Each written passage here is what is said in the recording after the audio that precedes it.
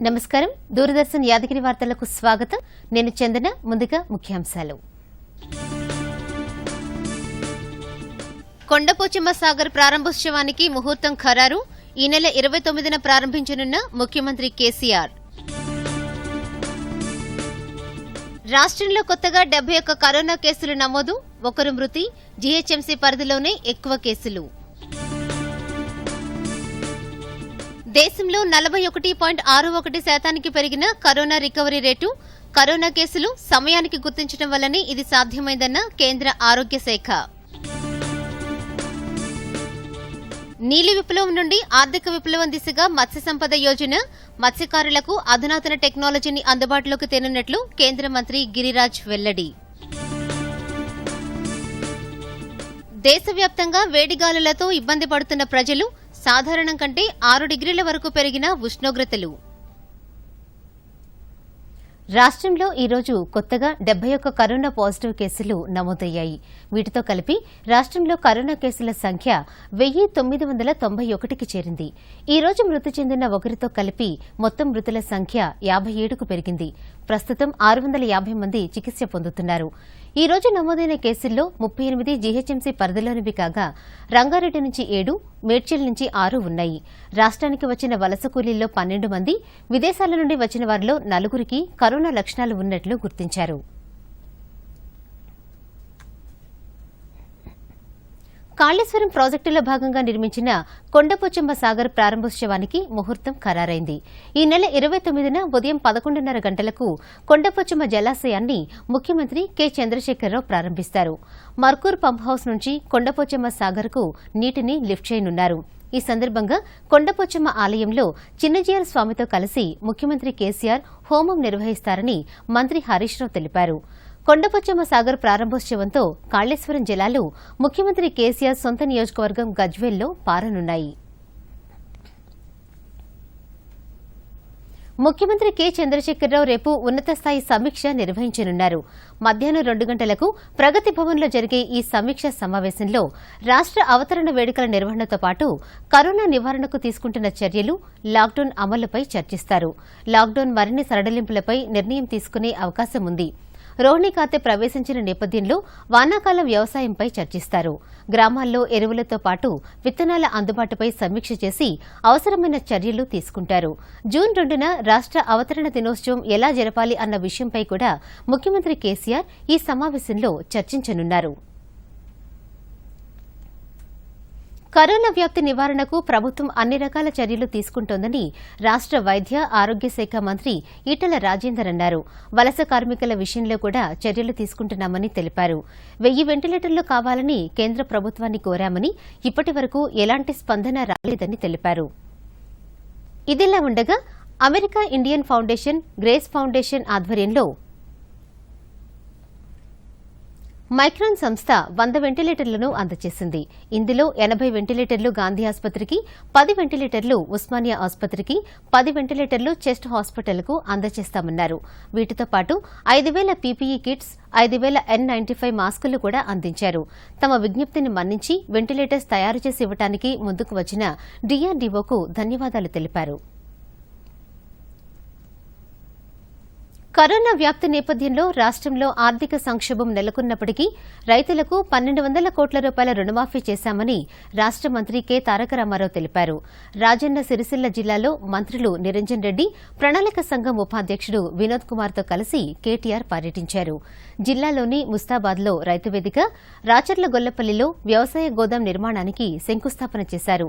అనంతరం కేటీఆర్ ప్రసంగిస్తూ మార్చి, ఏప్రిల్ నెలల్లో రాష్ట్ర ఆదాయం 95% మేర తగ్గిందన్నారు.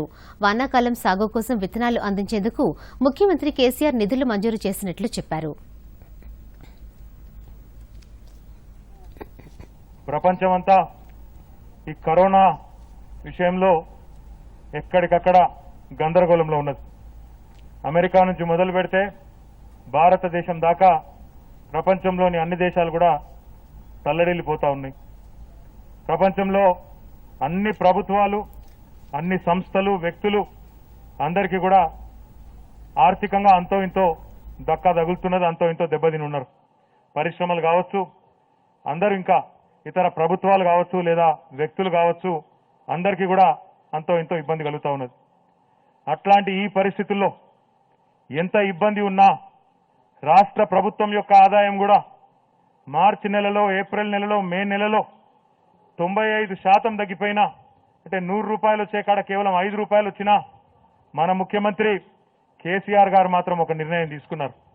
ఆయన ఒక్కటే మాట చెప్పినారు, ఏది ఏమైనా సరే, ఆదాయం ఎంత తక్కువైనా సరే, ఈ రాష్ట్రంలోని రైతులు, ఈ రాష్ట్రంలోని పేదలకు ఇచ్చిన మాట మాత్రం ఎట్టి పరిస్థితుల్లో నిలబెట్టుకుంటామని చెప్పి మొన్ననే 5,50,000 మంది రైతులకు రుణమాఫీలో భాగంగా 1,200 కోట్ల రూపాయలు విడుదల చేసిన నాయకుడు మన ముఖ్యమంత్రి కేసీఆర్ గారు. ఇంత సంక్షోభంలో, ఇంత ఇబ్బందుల్లో కూడా మరి ఇంత పెద్ద ఎత్తున నిధులు విడుదల చేసిన నాయకుడు మన ముఖ్యమంత్రి కేసీఆర్ గారు అని చెప్పి నేను మీకు గుర్తు చేస్తా ఉన్నా. అదే రకంగా ఇంత సంక్షోభంలో కూడా ఈరోజు ఒక ఈ వానాకాలం పంటకే దాదాపు 7,000 కోట్ల రూపాయలు రైతు బంధు కార్యక్రమం కింద ఇవ్వాల్సిన పైసలను కూడా వ్యవసాయ మంత్రి గారికి, వ్యవసాయ శాఖకు మరి ఇప్పటికే అందజేసి వారికి పూర్తి స్థాయిలో వానాకాలంలో రైతులకు ఏ రకమైన ఇబ్బంది రావద్దు, అది ఎరువు కావచ్చు, విత్తనాలు కావచ్చు, అదే రకంగా రైతు బంధు రూపంలో మనం చేసే ప్రభుత్వం ఇచ్చే ఆర్థిక ప్రేరణ కావచ్చు, ఇవన్నీ కూడా యథాతథంగా ఉండాలి. ఎంత కష్టమున్నా ప్రభుత్వం భరిస్తుంది తప్ప మన రైతులకు మాత్రం ఇబ్బంది కాకూడదన్న ఉద్దేశంతో ముఖ్యమంత్రి గారు ఇప్పటికే ఆర్థికంగా కూడా పూర్తి స్థాయిలో మరి వానాకాలం పంటకు సంబంధించి రైతు బంధు మొత్తాన్ని కూడా వ్యవసాయ శాఖకు ఆధీనం చేయడం జరిగిందని చెప్పి కూడా ఈ సందర్భంగా నేను మీకు విజ్ఞప్తి చేస్తున్నా. రాష్ట్రంలో కరోనా పరీక్షలు జరుగుతున్న తీరుపై హైకోర్టు అసంతృప్తిని వ్యక్తం చేసింది. మార్చి 11 నుండి ఇప్పటి వరకు రాష్ట్రంలో నిర్వహించిన కరోనా పరీక్షలకు సంబంధించిన వివరాలన్నీ సమర్పించాలని ఉన్నత న్యాయస్థానం ప్రభుత్వానికి ఆదేశాలు జారీ చేసింది. కరోనా పరీక్షలపై దాఖలైన పిటిషన్లపై ఇవాళ హైకోర్టులో విచారణ జరిగింది. మృతదేహాలకు కరోనా పరీక్షలు అవసరం లేదనే రాష్ట్ర ప్రభుత్వ ఉత్తర్వులను ఉన్నత న్యాయస్థానం కొట్టివేసింది. ఆసుపత్రుల్లో మరణించిన వారి మృతదేహాలకు కరోనా పరీక్షలు నిర్వహించాలని ప్రభుత్వాన్ని ఆదేశించింది. మిగతా రాష్ట్రాలతో పోల్చితే రాష్ట్రంలో చాలా తక్కువ పరీక్షలు ఎందుకు చేస్తున్నారని న్యాయస్థానం నిలదీసింది. కరోనా పరీక్షలపై రాష్ట్ర ప్రభుత్వానికి కేంద్రం రాసిన లేఖలను కూడా సమర్పించాలని ఆదేశించింది. జూన్ 4వ తేదీలోగా సమగ్ర నివేదిక సమర్పించాల్సిందిగా ప్రభుత్వాన్ని హైకోర్టు ఆదేశించింది. ప్రభుత్వం కల్పించిన ఎర్లీ బర్డ్ పథకానికి 5 రోజులు మాత్రమే గడువు ఉందని GHMC commissioner DS Lokesh Kumar ఒక ప్రకటనలో పేర్కొన్నారు. 2020-21 ఆర్థిక సంవత్సరానికి సంబంధించి ఈ నెల 31వ తేదీలోపు ఆస్తి పన్నును చెల్లించి ఎర్లీ బర్డ్ పథకం క్రింద 5% పన్ను రాయితీ పొందవచ్చునని చెప్పారు. గతంలో నివాస గృహాలకు మాత్రమే పరిమిత స్థాయిలో పన్ను రాయితీ ఉండేదని, వివిధ వర్గాల నుండి అందిన విజ్ఞాపనల మేరకు వాణిజ్య ఆస్తులు, మిక్స్డ్ గృహాలకు కూడా ఎర్లీ బర్డ్ పన్ను రాయితీని వర్తింపచేస్తున్నామని తెలిపారు. ఆస్తి పన్నును ఆన్లైన్, సిటిజన్ సర్వీస్ సెంటర్లు, ఈ సేవా కేంద్రాల ద్వారా చెల్లించవచ్చునని చెప్పారు. ఇంటి వద్దకు వచ్చే బిల్ కలెక్టర్లకు కూడా నేరుగా ఆస్తి పన్ను చెల్లించి రాయితీతో కూడిన రసీదులను పొందాలని తెలిపారు. ఐటీ కంపెనీలు, మల్టీలెవెల్ మాల్స్, స్టార్ హోటల్స్, పెద్ద వ్యాపార సంస్థలు ఈ అవకాశాన్ని వినియోగించుకోవాలని జీహెచ్ఎంసీ కమిషనర్ పిలుపునిచ్చారు.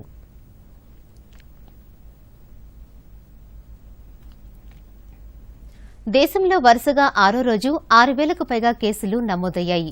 గడిచిన 24 గంటల్లో దేశవ్యాప్తంగా 6,535 పాజిటివ్ కేసులు నమోదవగా 146 మంది మరణించారు. దేశంలో కరోనా కేసుల సంఖ్య 145,380కి పెరిగింది. ప్రపంచవ్యాప్తంగా కరోనా కేసుల జాబితాలో భారత్ 10వ స్థానంలో నిలిచింది. ఇందులో 60,490 మంది కోలుకుని డిశ్చార్జ్ కాగా మరో 80,222 మంది వైద్యుల పర్యవేక్షణలో ఉన్నారు. కరోనాతో దేశం ఇప్పటి వరకు 4,167 మంది బాధితులు మరణించారు. దేశంలో అత్యధిక కరోనా కేసులు మహారాష్టలో నమోదవుతున్నాయి. మహారాష్టలో ఇప్పటి వరకు 52,667 పాజిటివ్ కేసులు నమోదయ్యాయి. వైరస్ ప్రభావంతో 1,695 మంది మరణించారు. తమిళనాడులో 17,082 కరోనా కేసులు నమోదు కాగా 118 మంది మరణించారు. గుజరాత్లో 14,468 పాజిటివ్ కేసులు నమోదవగా 888 మంది మరణించారు.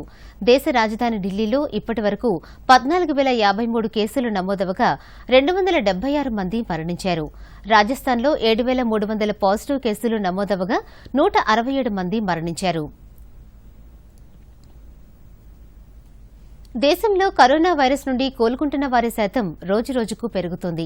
దేశంలో ప్రస్తుతం రికవరీ రేటు 41.61% ఉన్నట్లు కేంద్ర ఆరోగ్య, కుటుంబ సంక్షేమ శాఖ సంయుక్త కార్యదర్శి లవ్ అగర్వాల్ వెల్లడించారు. ఇప్పటి వరకు దేశవ్యాప్తంగా 60,490 మంది కోలుకుని డిశ్చార్జ్ అయినట్లు చెప్పారు. ఇక మరణాల శాతం 2.87% ఉందన్నారు. ప్రపంచంలో ప్రతి 1,00,000 మందికి 4.4 మంది కరోనాతో మరణిస్తున్నారని, మన దేశంలో అయితే 0.3% మందే చనిపోతున్నారని పేర్కొన్నారు. లాక్డౌన్ను సమర్థవంతంగా అమలు చేయడం, కేసులు సమయానికి గుర్తించడం వల్లనే ఇది సాధించగలిగామని లవ్ అగర్వాల్ చెప్పారు. और आज हम देख रहे हैं कि फील्ड में एफर्ट्स करने की वजह से वह लॉकडाउन के इस प्रेजेंट टाइम में बढ़कर 41.61% हो चुका है। इसके साथ ही हम देखते हैं कि हमारा फैटेलिटी रेट यानी कंफर्म केसेज आए हैं उसमें कितने केसेस में डेथ रिकॉर्ड की गई है, उसमें भी हम पाते हैं कि हमारा fatality rate is one among the lowest in the world और वह 3.3% से घटते हुए अब करीब 2.87% हो चुका है। कि आज कोविड-19 से खाली भारत ही नहीं पूरी दुनिया लड़ रही है, हर देश लड़ रहा है। हम लोग वायरस से इम्यून नहीं हैं और हम लोग पूरी दुनिया से जुड़े हुए भी हैं, बिल्कुल क्लोज नहीं हैं। उस सिचुएशन में जिस समय की सोशल मोबिलिटी और सारे प्रोसेसेस एक वर्ल्ड का एक पार्ट थे, उसमें अगर हम कंपैरिजन करें तो पाते हैं कि अगर वर्ल्ड में 69.9 केसेस पर लाख पॉपुलेशन रिपोर्ट हुए हैं तो इंडिया में वह करीब 10.7 केसेस पर लाख पॉपुलेशन रिपोर्ट हुए हैं।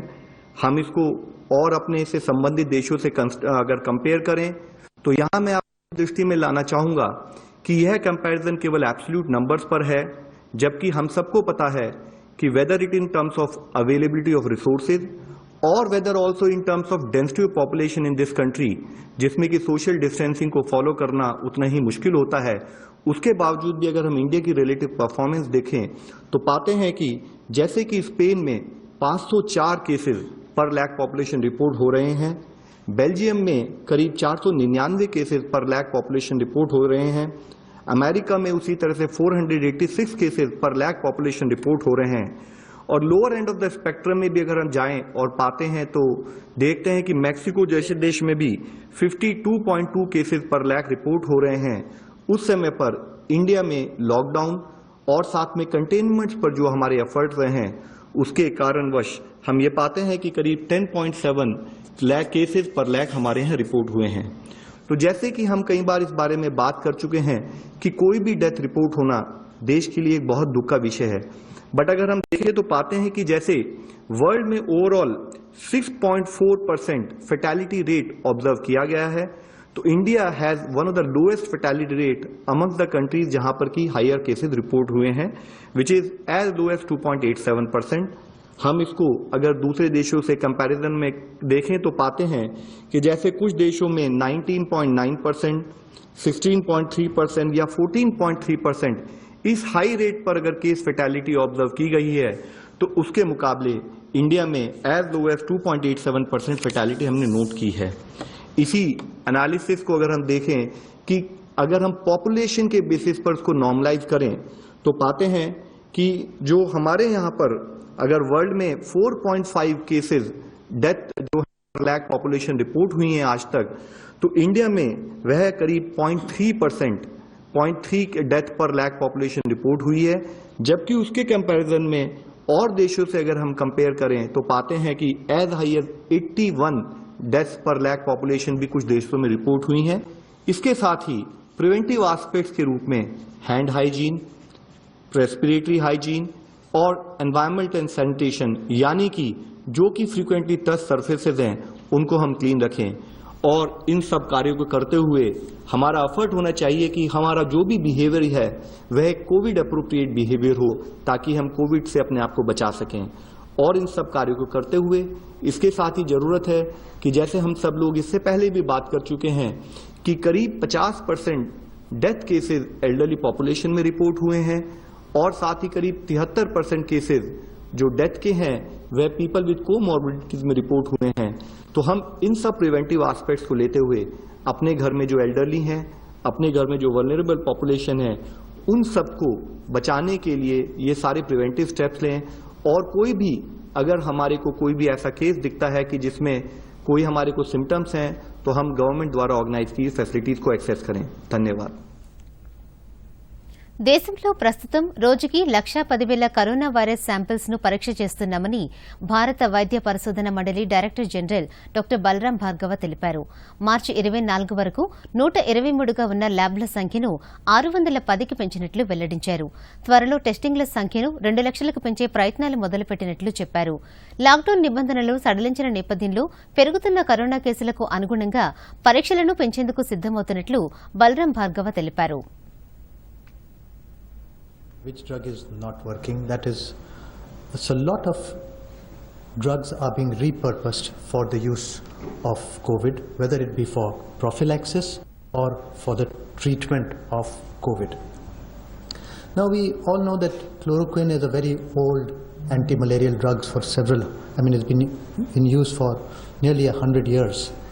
And the hydroxychloroquine is even safer. And if I do not know, I belong to the generation when we had inland letter cards जो होते थे जिसमें चिट्ठी लिखते थे, उसमें गोले बने रहते थे मलेरिया की गोली, 4 पहले दिन, फिर 2 दूसरे दिन, 2 तीसरे दिन, वो बना रहता था. So it was widely used drug for malaria and it still is a widely used drug for malaria. 20 లక్షల కోట్ల రూపాయలతో ప్రకటించిన భారీ ఉద్దీపన పథకంలో భాగంగా ప్రధానమంత్రి మత్స్య సంపద యోజన పథకాన్ని కేంద్ర ప్రభుత్వం ప్రకటించింది. పీఎం మత్స్య యోజన బ్రోచర్ను ఆవిష్కరించిన కేంద్ర మంత్రి గిరిరాజ్ సిన్హా పథకం వివరాలను మీడియాకు వెల్లడించారు. 2015లో నీలి విప్లవాన్ని కేంద్రం తీసుకొచ్చిందని, ఇప్పుడు ఆర్థిక విప్లవం దిశగా మత్స్య సంపద యోజన పథకాన్ని ప్రకటించినట్లు తెలిపారు. మత్స్య సంపదను ఎక్కువగా ఎగుమతి చేసే దేశాలలో భారత్ 2వ స్థానంలో ఉందని, ఈ మార్కెట్ను 50,000 కోట్లకు చేర్చడమే లక్ష్యంగా పెట్టుకున్నట్లు చెప్పారు. ఉపాధి అవకాశాల కల్పనతో పాటు ఆహార భద్రత ఉంటుందన్నారు. దేశవ్యాప్తంగా విస్తారమైన సముద్ర తీరంతో పాటు వేలాది రిజర్వాయర్లు, లక్షలాది చెరువుల ద్వారా మత్స్య సంపదను పెంచనున్నట్లు తెలిపారు. కోవిడ్ కాంటాక్ట్ ట్రేసింగ్ లో ఆరోగ్య సేతు యాప్ చక్కగా దోహదపడుతుందని నీతి ఆయోగ్ సీఈఓ అమితాబ్ కాంత్ పేర్కొన్నారు. ఇప్పటి వరకు దేశవ్యాప్తంగా 115 మిలియన్ల మంది ఆరోగ్య సేతును డౌన్లోడ్ చేసుకున్నట్లు తెలిపారు. 12 భాషల్లో తీసుకువచ్చిన ఈ యాప్ 4 వారాల వ్యవధిలోనే ఈ సంఖ్యకు చేరుకున్నట్లు చెప్పారు. కోవిడ్ నేపథ్యంలో ఉపయోగిస్తున్న యాప్లలో ఆరోగ్య సేతు ప్రపంచంలోనే మొదటి స్థానంలో ఉందని వెల్లడించారు. Arogya Setu, since its inception and opening the source code up to the developer community, signifies Government of India's continuing commitment to these principles. We were always committed to open sourcing the product. It has been an evolving product. We prioritized our functionality, which was COVID-19 contact tracing. Now we first focused on it, and now we have open sourced the product. I just want to point out that this is a very, very unique thing to be done, because no other government product anywhere in the world has been open sourced at this scale. It cuts across every single smartphone, it cuts across geo feature phones, it cuts across IVRS on 1921 calls. This is the only product anywhere in the world in 12 languages. It was the fastest to reach 50 million in just 13 days. It reached 100 million in 41 days. And if you look around the world, all COVID-19 related apps put together all across the world, all the COVID-19 apps, related apps put together, actually Arogya Setu is bigger than all of them in the world. And therefore, it's important that after reaching about 115 million, rarely has a product gone open sourced at this size and scale. We have done all of this. Lockdown అమలులో కేంద్రం విఫలమైందని, lockdown ఉద్దేశం లక్ష్యం నెరవేరలేదన్న కాంగ్రెస్ నేత రాహుల్ గాంధీ విమర్శలకు BJP strong counter ఇచ్చింది. రాహుల్ వ్యాఖ్యలు రాజకీయ దురుద్దేశంతో కూడుకున్నవని బీజేపీ సీనియర్ నేత కేంద్ర మంత్రి ప్రకాష్ జవదేకర్ మండిపడ్డారు. దేశం మొత్తం ఒకవైపు కరోనా మహమ్మారిపై పోరాడుతుంటే కాంగ్రెస్ రాజకీయం చేస్తోందని విమర్శించారు. లాక్డౌన్ను సమర్థంగా అమలు చేయటం వల్లనే అమెరికా, ఫ్రాన్స్, స్పెయిన్ల కంటే అతి తక్కువ కరోనా ప్రభావంతో మనం బయటపడగలిగామని చెప్పారు. कांग्रेस ऐसे समय भी राजनीति करने से बाज नहीं आ रही। मुझे आश्चर्य होता है, जब लॉकडाउन लगा तब कांग्रेस ने हाय तौबा मचाया कि लॉकडाउन क्यों लगाया, पूरे देश भर में क्यों लगाया, अर्थव्यवस्था तबाह हो जाएगी। यानी जब लगा तो भी विरोध किया, अब अगर उठ रहा है तो उसका भी विरोध करेंगे। The Union Minister highlighted how India lockdown సమయంలో వైరస్ ను కట్టడి చేయడంలో కేంద్ర ప్రభుత్వం విఫలమైందని కాంగ్రెస్ నేత రాహుల్ గాంధీ విమర్శించారు. వైరస్ కేసులు ఎక్కువవుతున్న తరుణంలో ఆంక్షల్ని ఎత్తివేస్తున్నారని ఆరోపించారు. కరోనా వైరస్ రోజురోజుకి విజృంభిస్తున్న నేపథ్యంలో కేంద్ర ప్రభుత్వం అనుసరించబోయే ప్రణాళికలేంటో వివరించాలని రాహుల్ గాంధీ కోరారు. వైరస్ సంక్షోభం నుండి గట్టెక్కేందుకు ప్రజలకు నగదు పంపిణీ చేయాలని డిమాండ్ చేశారు. అలా చేయని పక్షంలో పేద ప్రజల జీవితాలు మరింత దుర్భర స్థితిలోకి జారుకునే ప్రమాదం ఉందని పేర్కొన్నారు. పరిశ్రమలకు కూడా ప్రభుత్వమే అండగా నిలవాలన్నారు. Has failed. What India is facing now in front of us is the result of a failed lockdown. Now, what we in the Congress party and a lot of people want to understand, and we do not want to do it harshly, aggressively, but we want to understand what the government's view is going forward. We want to understand what is their strategy. It is pretty clear that 4 stages of lockdown have not produced the result that the Prime Minister expected. Prime Minister and his entire advisory staff, including his top medical people, said that the disease would start to reduce towards the end of May. It's clear that the disease is not reducing. It is. Lockdown నేపథ్యంలో కేంద్రం ప్రకటించిన ఆత్మనిర్భర్ భారత్ పథకం సూక్ష్మ, చిన్న, మధ్యతరహా పరిశ్రమలకే కాకుండా వీధి వ్యాపారులకు బాసటగా నిలుస్తోంది. లాక్డౌన్ కారణంగా నష్టపోయిన తమ వ్యాపారాలను పునః ప్రారంభించడానికి ఇది ఎంతో చేయూతనిస్తోంది. వీధి వ్యాపారులకు ఒక్కొక్కరికి 10,000 రూపాయల చొప్పున జమానతు లేని రుణాన్ని అందిస్తామని ఆర్థిక శాఖ మంత్రి నిర్మలా సీతారామన్ ప్రకటించడం పట్ల మెదక్ జిల్లా చేగుంట వీధి వ్యాపారులు హర్షం వ్యక్తం చేస్తున్నారు. లాక్డౌన్తో తాము తీవ్రంగా నష్టపోయామని చెప్పారు. ముఖ్యంగా కూరగాయలు, పండ్లు, పూల వ్యాపారులు తీవ్రంగా నష్టపోయినట్లు చెప్పారు. ఈ తరుణంలో తమ బాధలు గుర్తించి కేంద్ర ప్రభుత్వం రుణ సదుపాయం కల్పించడం తమకు ఎంతో మనోధైర్యాన్ని ఇస్తుందంటున్నారు. ఉద్దీపన ప్యాకేజీలో భాగంగా రైతుల కోసం కేంద్రం ప్రకటించిన 3 లక్షల కోట్ల ప్యాకేజ్ వ్యవసాయ ఆధారిత నారాయణపేట వంటి జిల్లాలకు ఎంతో ఉపయుక్తంగా మారనుంది. వ్యవసాయ మౌలిక సదుపాయాల కల్పనకు కేంద్రం పెద్దపీట వేయటం రైతులు, మత్స్య కార్మికుల జీవన స్థితిగతులపై ప్రభావం చూపనుంది. నారాయణపేట జిల్లాలో దాదాపుగా 2 లక్షల మంది రైతులున్నారు. వీరు ఏటా 2,39,000 హెక్టార్లలో వివిధ పంటలు సాగు చేస్తారు. వరి, కందులు, వేరుశెనగ, పప్పుశెనగ, పత్తి వంటి పంటలను నారాయణపేట జిల్లాలో ఎక్కువగా పండిస్తారు. పంటలను ఈ ట్రేడ్ ద్వారా దేశంలో ఎక్కడైనా అమ్ముకునే వీలు కల్పించనున్నారు. రైతు సంక్షేమం కోసం కృషి చేస్తున్న కేంద్ర ప్రభుత్వానికి రైతులు కృతజ్ఞతలు తెలిపారు. వేయడం జరిగింది. ఇప్పుడు 3 లక్షల కోట్ల రూపాయలు కూడా రైతులకు విత్తనాలు కానీ, ఎరువులకు కానీ ప్రతి విషయానికి చాలా సంతోషమైన విషయము. ఇక ముందు కూడా కేంద్ర ప్రభుత్వం ఇట్లానే రైతులకు మంచి మంచి పథకాలు ప్రకటించి వాళ్లకు లాభంగా చేకూర్చాలని కోరుతూ, ఇంతవరకు కేంద్ర ప్రభుత్వము ఈ కరోనా నేపథ్యంలో దేశం మొత్తంలో ప్రజలంతా అల్లకల్లోలంలో ఉంటే కేంద్ర ప్రభుత్వము వాళ్ళకు అండగా నిలబడి 2 నెలలకి వెళ్ళి కరోనాని కేటాయించడం వల్ల జనము ఇంట్లో ఉండి వాళ్ళకి తినడానికి కానీ ఎన్నిటి కానీ అన్ని రకాలుగా ఇబ్బంది ఉంటే కేంద్ర ప్రభుత్వం చర్య తీసుకొని వాళ్ళకి అందరికీ కూడా సాయం చేయడం వల్ల దేశమంతా కూడా నరేంద్ర మోడీ వైపు ఎదురు చూస్తున్నారు. నరేంద్ర మోడీ చేసేటువంటి పథకాలు చాలా అద్భుతంగా ఉన్నాయి. అటువంటి నరేంద్ర మోడీ గారు మళ్ళీ ఇటువంటి అవకాశం మళ్ళీ కూడా రావాలని చెప్పి కోరుతున్నాం. కేంద్ర ప్రభుత్వం కల్పించారు. కరోనా మహమ్మారిని కట్టడి చేసేందుకు కేంద్ర రాష్ట ప్రభుత్వాలు లాక్డౌన్ అమలు చేస్తుండటంతో ఎందరో కార్మికులు ఉపాధి కోల్పోయారు. దీనిని దృష్టిలో ఉంచుకుని కేంద్ర ప్రభుత్వం వ్యవసాయ ఆధారిత పనులకు ఉపాధి హామీ పనులను జోడిస్తూ నిర్ణయం తీసుకుంది. గ్రామీణ ప్రాంతాల్లో కూలీలకు చేతినిండా పని దొరుకుతోంది. యాదాద్రి భువనగిరి జిల్లా వ్యాప్తంగా 17 మండలాలు ఉండగా భువనగిరి మండలంలో 34, గ్రామ పంచాయతీల్లో 11,447 జాబ్ కార్డులు ఉన్నాయి. వీరికి మహాత్మాగాంధీ జాతీయ గ్రామీణ ఉపాధి హామీ పథకం ద్వారా పనులు కల్పిస్తున్నారు. ఈ పథకం ద్వారా గ్రామాల్లోని రైతుల భూములు చదును చేయటం, శ్మశాన వాటికల్లో శుభ్రత, కాలువల పూడిక, హరితహారంలో మొక్కలు నాటడం వంటి పనులను కల్పిస్తున్నారు. దీనివల్ల రైతులు తమ భూములను చదును చేసుకుని వ్యవసాయం చేసుకోవడానికి ఉపయోగించుకుంటున్నారు. వేసవి కాలాన్ని దృష్టిలో ఉంచుకుని కూలీలకు ఉదయం 7 నుండి 11 గంటల వరకు ఉపాధి హామీ పనులు కల్పిస్తున్నారు. ఒక్కొక్కరికి 170 నుండి 230 రూపాయల వరకు కూలీ డబ్బులను ప్రభుత్వం చెల్లిస్తోంది. ఈ పథకంతో తమకు ఉపాధి లభిస్తోందని కూలీలు సంతోషం వ్యక్తం చేస్తున్నారు. వెళ్ళే పరిస్థితిలో లేము. ఈ కరువు పని వల్ల ఉపాధి హామీ కలిగింది కాబట్టి కొంచెం పని చేసుకోగలుగుతున్నాము.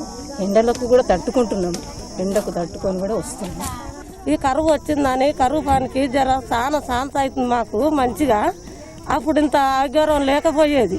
ఈ సార్లు వచ్చిన నుంచి కూడా మాకు పని మంచిగా అవుతుంది. ఏ వారం మాకు ఇబ్బంది లేకుండా కూడా ఇప్పుడు 5 వారాల నుంచి కూడా మాకు పని తాను మంచిగా వస్తుంది.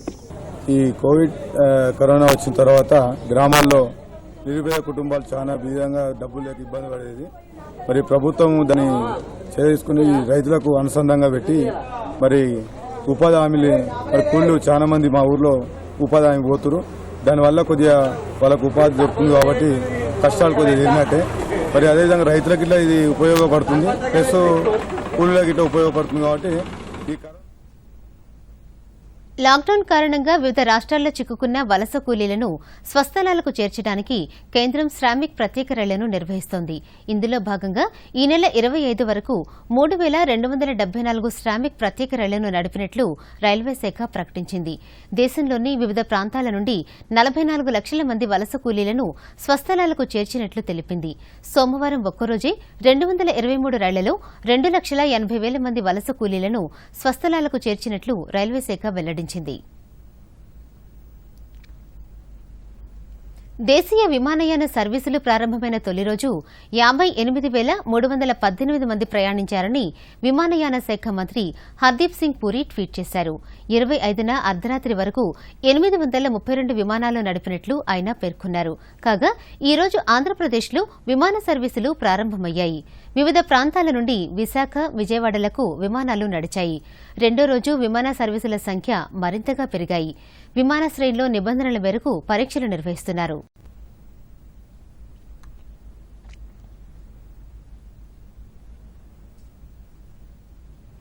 దేశవ్యాప్తంగా ఎండలు మండిపోతున్నాయి. అనేక ప్రాంతాల్లో అధిక స్థాయిలో ఉష్ణోగ్రతలు నమోదవుతున్నాయి. సాధారణం కంటే 6 డిగ్రీల వరకు ఉష్ణోగ్రతలు పెరిగాయి.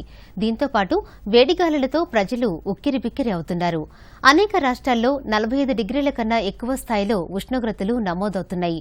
నాగ్పూర్లో ఇవాళ అత్యధికంగా 47 డిగ్రీల ఉష్ణోగ్రత నమోదైంది. హర్యానా, మధ్యప్రదేశ్, విదర్భ, రాజస్థాన్, ఛత్తీస్గఢ్ రాష్ట్రాలకు రెడ్ అలర్ట్ జారీ చేశారు. మహారాష్టలో విదర్భలో 3 రోజుల పాటు రెడ్ అలర్ట్ జారీ చేశారు.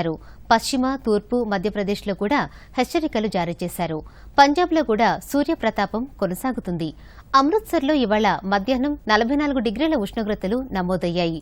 రానున్న మరికొన్ని రోజుల పాటు కూడా అధిక ఉష్ణోగ్రతలు నమోదు కానున్నట్లు వాతావరణ కేంద్రం తెలిపింది. కాగా రాష్ట్రంలోనూ ఎండలు పెరిగిపోవడంతో ప్రజలు ఉక్కిరిబిక్కిరవుతున్నారు. ఉదయాన్నే సూర్యుడు ఉగ్రరూపం దాలుస్తుండటంతో జనం బయటకు రావడానికి జంకుతున్నారు. మధ్యాహ్నం వేళలో రాష్ట్రంలోని ప్రధాన రహదారులన్నీ నిర్మానుష్యంగా మారుతున్నాయి. ఆదిలాబాద్ జిల్లాలో అత్యధికంగా పగటి ఉష్ణోగ్రతలు 46.5 డిగ్రీలు, నిజామాబాద్లో 45 డిగ్రీలు, నల్లగొండ జిల్లాలో 44.8, హైదరాబాద్లోని పలు ప్రాంతాల్లో 43.7 డిగ్రీలుగా నమోదయ్యాయి.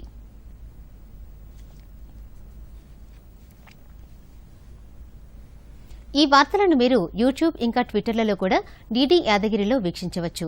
వార్తలు ముగించే ముందు ముఖ్యాంశాలు మరొక్కసారి చూద్దాం.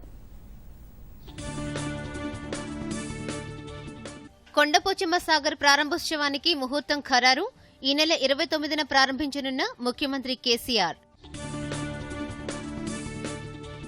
రాష్ట్రంలో కొత్తగా 71 కరోనా కేసులు నమోదు, 1 మృతి. జీహెచ్ఎంసీ పరిధిలోనే ఎక్కువ కేసులు.